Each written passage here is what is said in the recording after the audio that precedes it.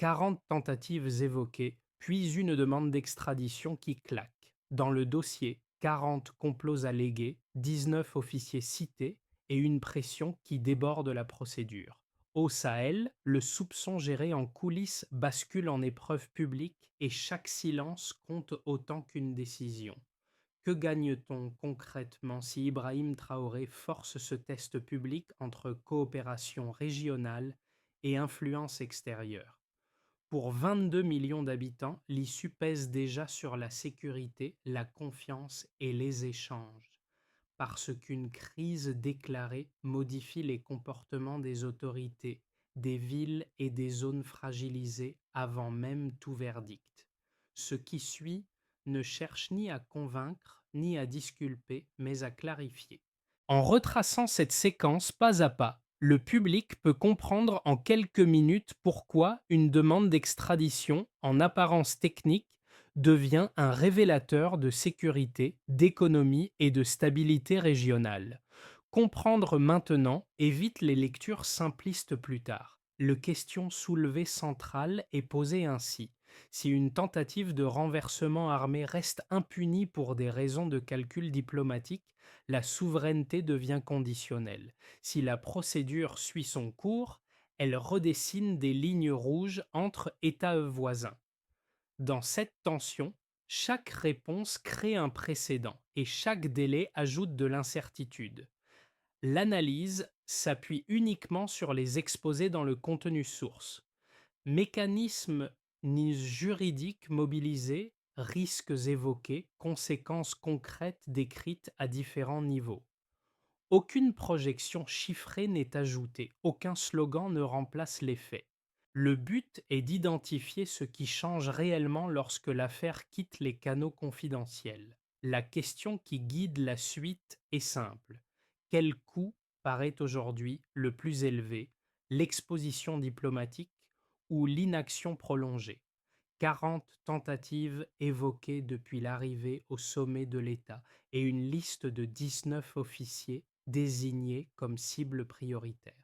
Ces deux chiffres structurent le basculement.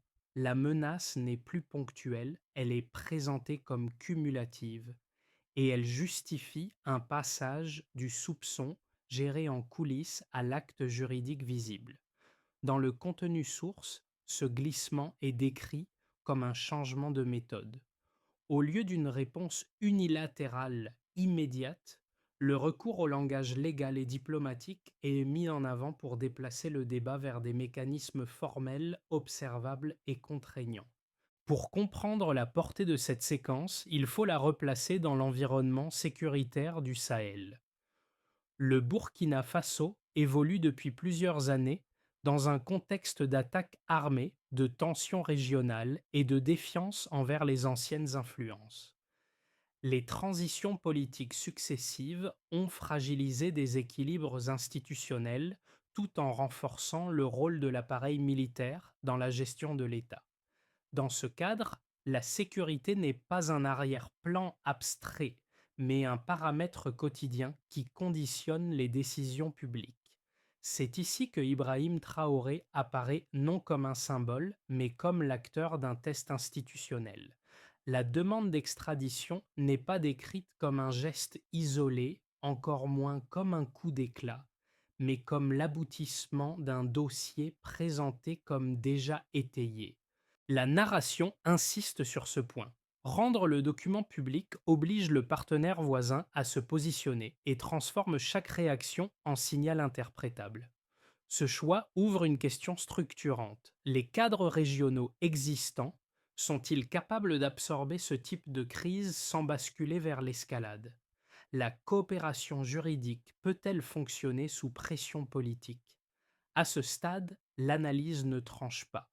Elle établit le décor, un environnement sous tension, des chiffres utilisés comme repères de contexte et une initiative qui change le registre du conflit en le faisant passer du discret au public. Pour mesurer l'effet immédiat de la demande d'extradition, le contenu source quitte les chancelleries et descend au niveau local. L'affaire n'y est pas perçue comme une abstraction politique, mais comme une menace concrète qui touche des personnes identifiées et leur réseau de protection. Un premier tableau évoqué est celui de communautés rurales situées à proximité de zones instables.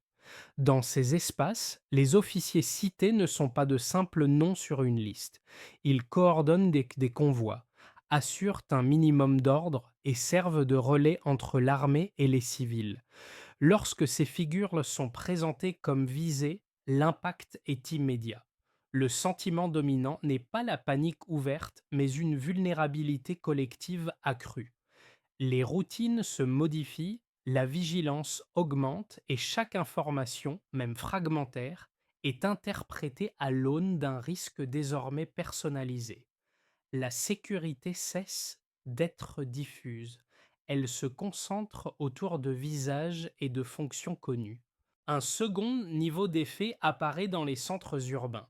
Là, la circulation rapide de l'information alimente une atmosphère d'alerte sans provoquer de rupture sociale brutale. Les réactions décrites suggèrent ça plutôt des rassemblements spontanés, une attention renforcée portée aux décisions officielles et une attente suspendue. Dans ce contexte, Ibrahim Traoré est moins perçu comme un chef lointain que comme un point de référence autour duquel se cristallisent attente et crainte. Ce glissement constitue l'impact précoce le plus marquant. Un dossier diplomatique devient une question soulevée, vécue, capable de modifier les comportements avant toute décision formelle. Le message implicite est clair: lorsque la sécurité est incarnée, chaque signal politique produit des effets immédiats. Avant même l'issue juridique, la séquence commence déjà à transformer la relation entre autorité, territoire et citoyen. La séquence décrite dans le contenu source ne commence pas par un acte spectaculaire, mais par une accumulation. Avant la demande formelle d'extradition, il est question d'alertes sécuritaires répétées, de soupçons persistants autour de réseaux de soutien extérieur et de mouvements discrets présentés comme coordonnés. Cette phase d'activation est marquée par une attente sous tension. Le risque est perçu comme réel, mais il ne justifie pas encore une rupture diplomatique ouverte. Les signaux s'additionnent sans produire de décision visible, créant un climat où l'inaction semble provisoire mais de plus en plus coûteuse. Le basculement intervient lorsque les services de sécurité affirment disposer de jugés suffisants pour relier un ancien responsable en exil à un projet violent structuré. Dans la narration, ce moment marque le passage du conditionnel à l'affirmatif. La mention explicite d'une liste de 19 officiers visés joue un rôle central. Elle transforme une menace diffuse en scénario concret associé à des personnes identifiables et à des fonctions stratégiques. À partir de là, l'inaction est présentée comme plus dangereuse que l'exposition publique, car elle laisserait se consolider une menace perçue comme organisée. Le point culminant est atteint avec la rédaction et la transmission officielle de la demande d'extradition aux autorités du pays voisin. Le document est décrit comme un acte juridique ferme, dépourvu de langage conciliant. Son envoi n'est pas traité comme une formalité administrative, mais comme un geste volontairement visible destiné à sortir l'affaire des canaux confidentiels. En acceptant cette visibilité, Ibrahim Traoré assume le risque d'une crispation diplomatique. La procédure cesse d'être un dossier interne pour devenir un question soulevée régionale exposée, où chaque acteur est contraint de réagir. Les répliques se déploient ensuite sur plusieurs plans. Sur le plan diplomatique, la source évoque une intensification des échanges caractérisée par un ton plus direct et une réduction des formules habituelles. Les mots comptent davantage car ils sont interprétés comme des signaux. Sur le plan sécuritaire interne, il est fait état d'un renforcement de la vigilance, signe que la mise au jour du dossier est perçue comme susceptible de provoquer des réactions adverses. Il ne s'agit pas d'une escalade immédiate, mais d'un état de tension prolongé où chaque camp observe et interprète les gestes de l'autre. Une autre réplique se situe au niveau symbolique. La demande d'extradition devient une ligne de démarcation.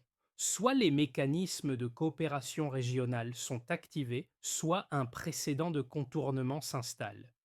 Dans cette lecture, l'initiative portée par Ibrahim Traoré dépasse la recherche de responsabilité individuelle.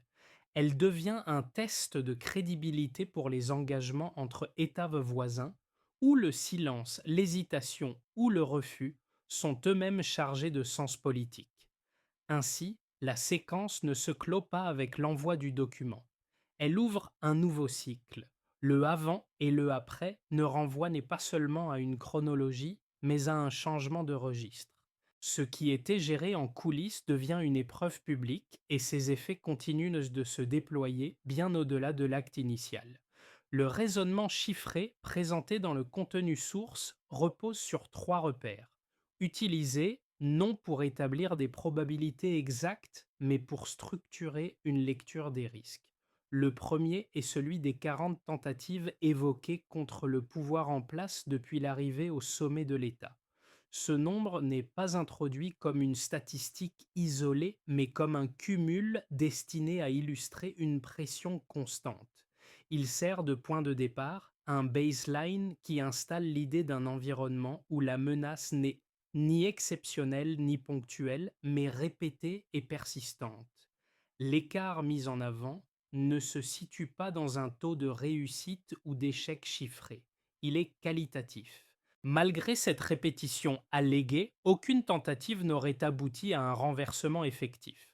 La delta soulignée est donc celle entre l'intensité annoncée des menaces et l'absence de résultat final. Dans la narration, cet écart est utilisé pour soutenir l'image d'un appareil sécuritaire présenté comme plus cohérent et plus vigilant qu'auparavant, sans entrer dans des détails opérationnels vérifiables. Le chiffre sert ici à suggérer une normalisation du risque, plutôt qu'un événement isolé justifiant une réaction ponctuelle.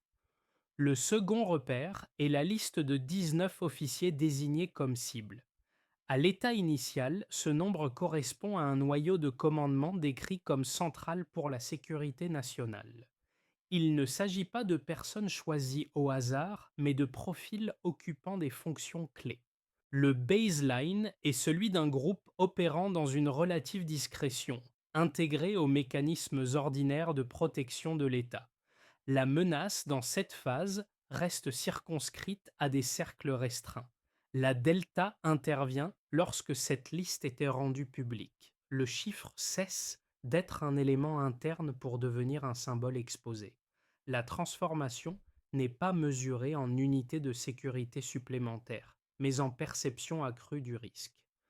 Un groupe discret devient un question soulevé national visible. La narration insiste sur cet écart. Toucher ces 19 officiers reviendrait à créer un vide stratégique immédiat et le simple fait de nommer cette possibilité modifie les comportements même en l'absence d'actes violents. Le troisième repère élargit l'échelle. 22 millions d'habitants sont évoqués comme population concernée par les conséquences indirectes d'une déstabilisation institutionnelle. Le baseline est démographique. Il rappelle la dimension du pays et ancre le raisonnement dans des ordres de grandeur. La delta apparaît lorsque ces millions de personnes sont décrites comme potentiellement impactées, non par une attaque directe, mais par les effets systémiques d'un affaiblissement sécuritaire et institutionnel. Ce passage du micro au macro constitue le cœur de l'argumentation. Les chiffres ne cherchent pas à démontrer par la précision mathématique, mais par la cohérence interne entre repères et écarts. Ensemble, les 40 tentatives, les 19 cibles et les 22 millions d'habitants dessinent une logique où le coût perçu de l'inaction est présenté comme supérieur à celui de l'exposition diplomatique. Dans cette construction, Ibrahim Traoré est positionné comme l'acteur qui met en avant ces écarts pour justifier une action décrite comme préventive en assumant que rendre visibles les chiffres, même imparfaits, vaut mieux que laisser la menace rester abstraite. L'argumentation opposée la plus fréquemment citée dans le contenu source s'articule d'abord autour de la stabilité régionale. Selon cette lecture, formuler une demande d'extradition de manière abrupte dans un environnement diplomatique déjà sensible risquerait de fragiliser des relations entre États voisins. Exposer publiquement un différend judiciaire pourrait nourrir la méfiance, réduire l'espace de médiation et créer des effets de contagion politique. La prudence, dans cette optique, consisterait à traiter les accusations discrètement afin d'éviter une escalade inutile dont les coûts dépasseraient les bénéfices attendus. Un second argument porte sur la fragilité supposée des preuves. Les critiques soulignent que les évoqués dans le discours public ne sont pas soumis, à ce stade, à un examen indépendant et contradictoire. En l'absence de procédures transparentes accessibles à des observateurs extérieurs, la demande d'extradition pourrait être interprétée comme politiquement motivée. Cette lecture met en avant le risque de créer un précédent où des accusations graves circulent dans l'espace public avant toute validation judiciaire formelle, affaiblissant ainsi la crédibilité des mécanismes légaux eux-mêmes. Ces deux arguments méritent d'être pris au sérieux car ils renvoient à des préoccupations réelles, la préservation d'équilibres régionaux fragiles et la protection contre l'instrumentalisation de la justice. La réponse proposée dans le contenu source s'organise toutefois autour d'une logique interne différente. Concernant la stabilité, la narration soutient qu'elle est déjà fragilisée par la répétition alléguée des tentatives et par leur caractère transfrontalier. Dans ce raisonnement, le silence ou la gestion en coulisses n'apaise pas le risque. Il l'accumule en laissant subsister des zones grises. Sur la question des preuves, l'argument inverse est avancé. La demande d'extradition n'est pas présentée comme une conclusion, mais comme un déclencheur procédural. L'acte public viserait précisément à déplacer le débat vers un cadre juridique formel où les accusations peuvent être testées, contestées ou confirmées, plutôt que de circuler sous forme de rumeurs ou d'affirmations non examinées. La visibilité n'est donc pas conçue comme une faiblesse, mais comme une condition pour forcer l'ouverture d'un processus vérifiable. Le cœur de la réponse repose ainsi sur une comparaison des coûts. Le risque diplomatique d'une demande explicite est jugé inférieur au risque sécuritaire perçu d'une inaction prolongée. Le débat n'oppose pas justice et stabilité, mais deux stratégies de prévention du désordre régional, chacune avec ses incertitudes. Dans cette lecture, l'initiative associée à Ibrahim Traoré assume le pari que l'exposition contrôlée vaut mieux que l'ambiguïté durable, même si elle comporte des tensions à court terme.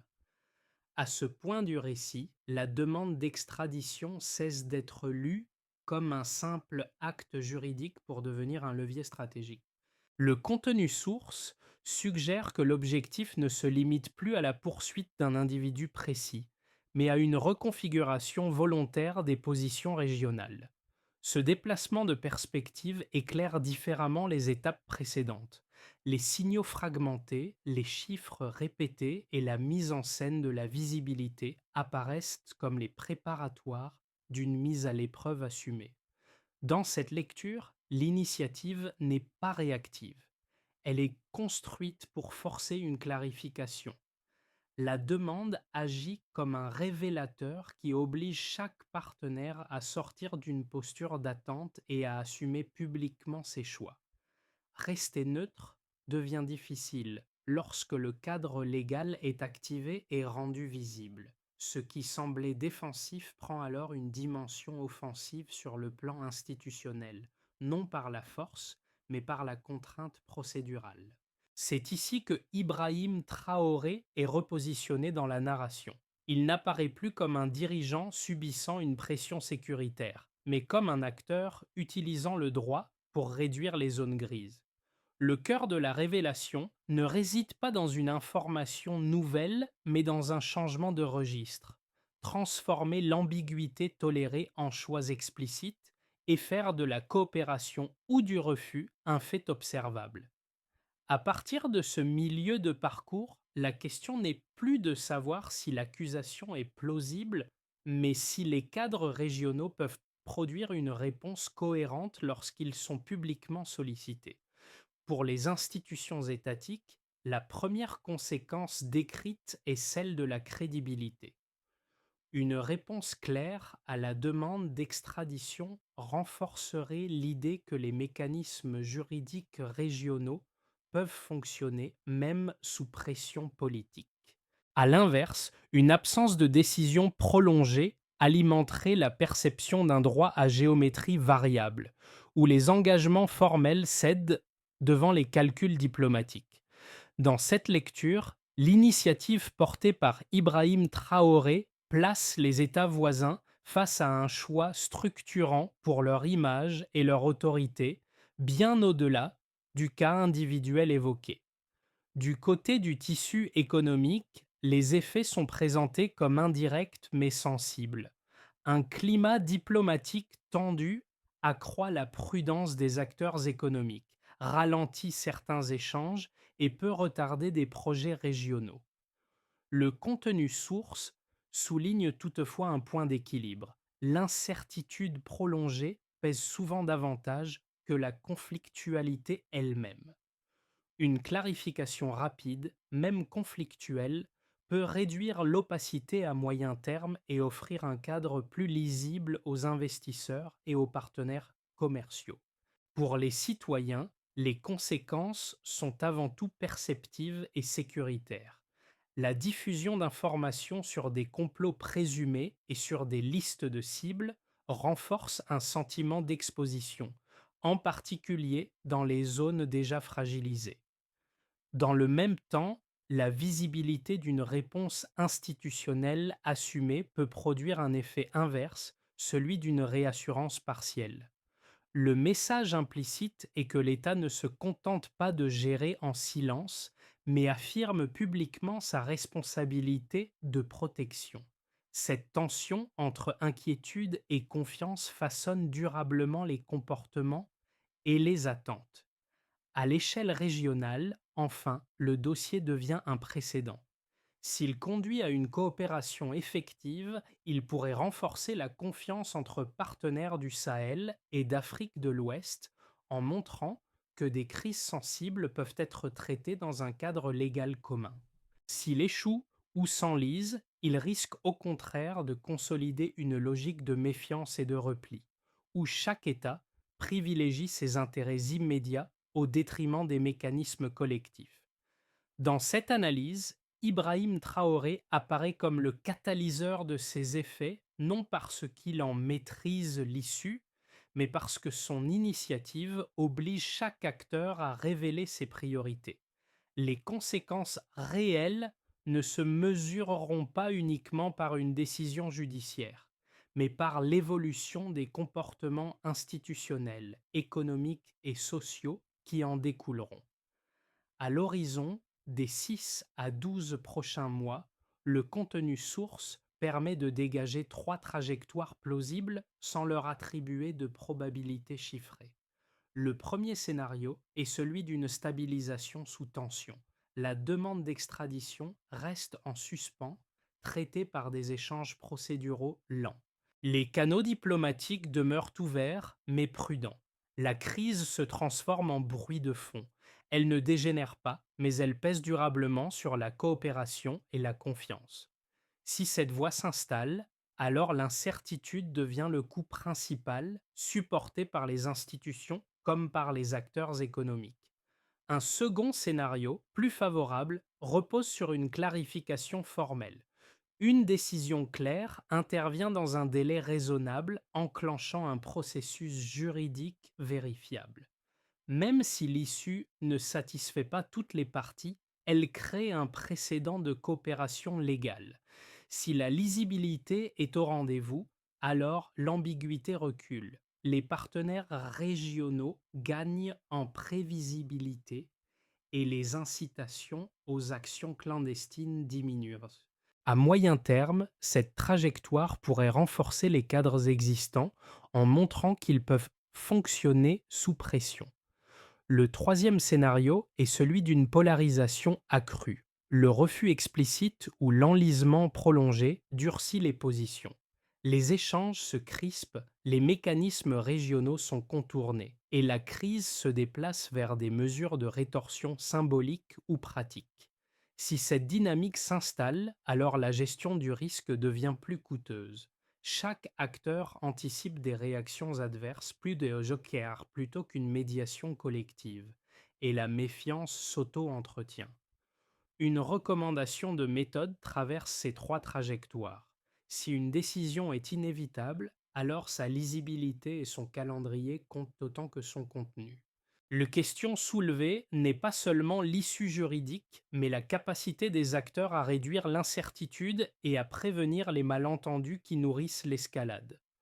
Dans cette perspective, l'initiative associée à Ibrahim Traoré agit comme un révélateur. Elle force à choisir entre le confort provisoire de l'ambiguïté et le coût assumé de la clarté.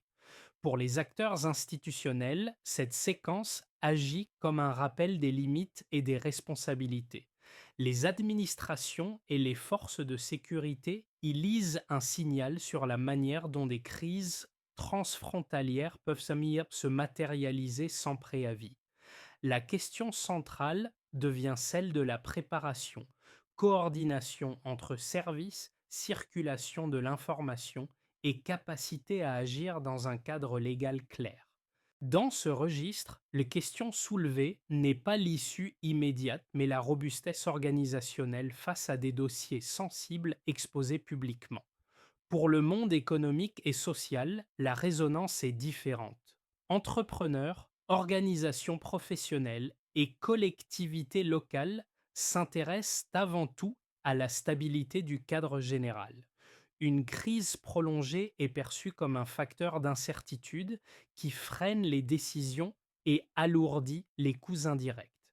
À l'inverse, une clarification, même exigeante, est souvent considérée comme préférable à une ambiguïté durable.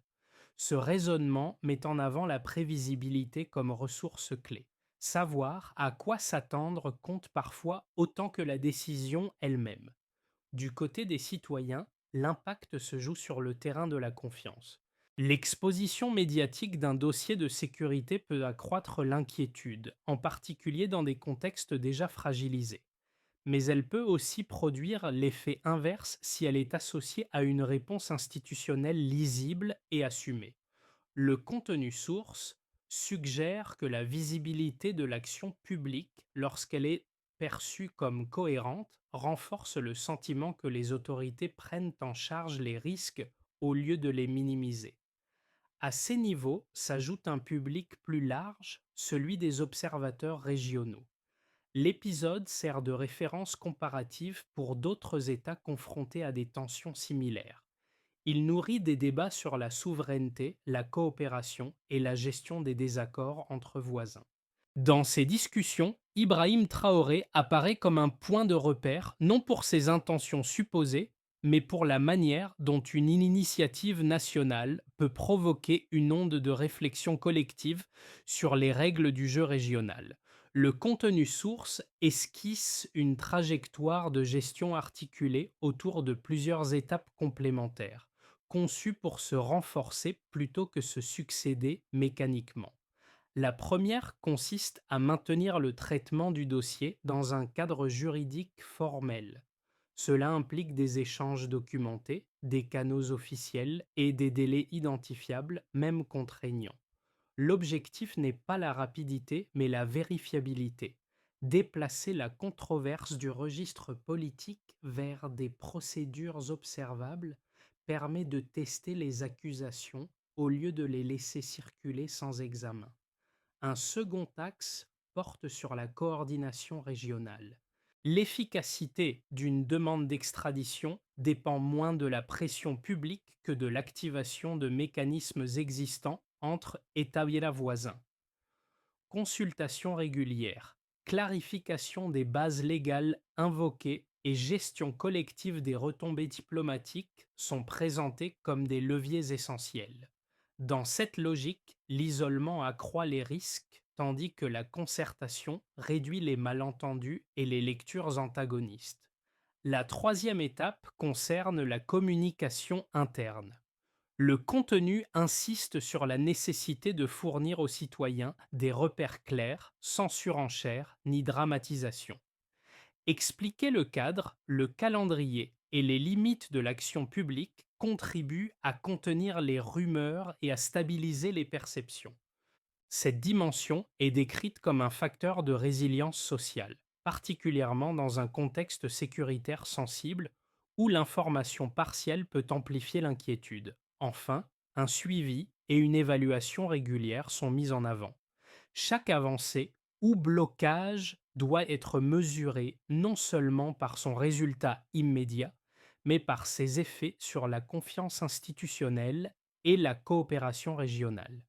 Dans cette approche, Ibrahim Traoré est présenté comme l'acteur qui assume la cohérence de ces étapes en reconnaissant que le succès ne se limite pas à une issue judiciaire précise, mais à la solidité du processus engagé et à sa capacité à réduire durablement l'incertitude.